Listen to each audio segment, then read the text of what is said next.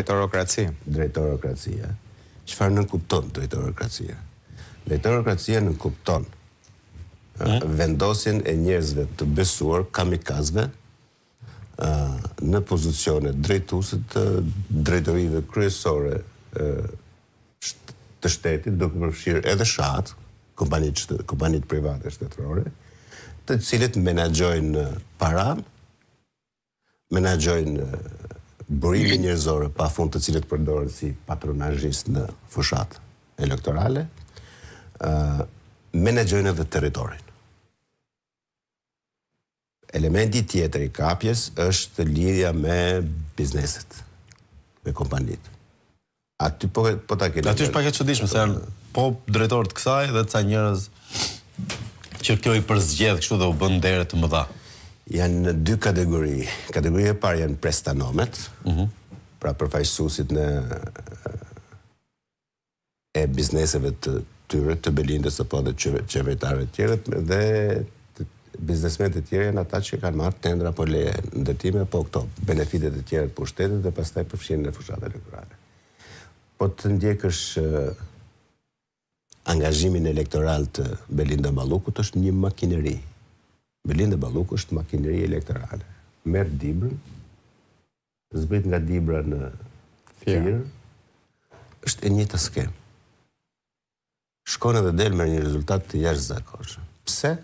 Sepse struktura elektorale është një strukturë e mirë organizuar, e jashtëzakonshme, do të them, do një talent veçantë, ku përfshihet administrata shtetërore publike, qendrore dhe lokale, në njërën anë ata janë ushtarë të terrenit, që bëjnë. Pastaj kalohet në nivelin e drejtorëve, janë këta që kanë paratë dhe shpërndajnë paratë dhe edhe menaxhojnë interesat deri në një farë niveli.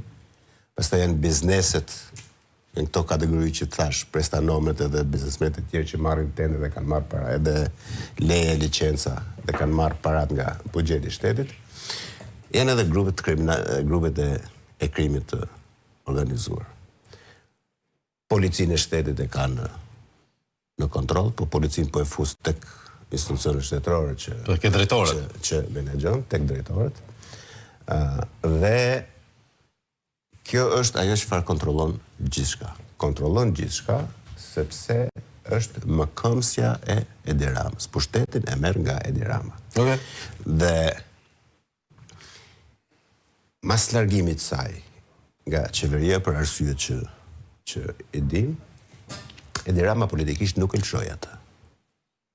Thonë që do ketë një rilindje në qershor. Jo vetëm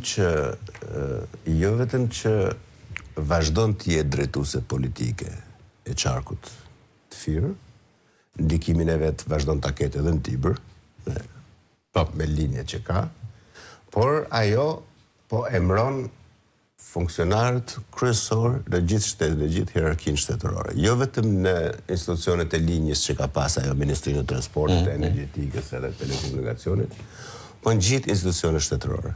Drejtori i përgjithshëm i Policisë së Shtetit i riu ishte garë midis Belinda Ballukut dhe bandave Durrësit, fitoi Belinda Balluku.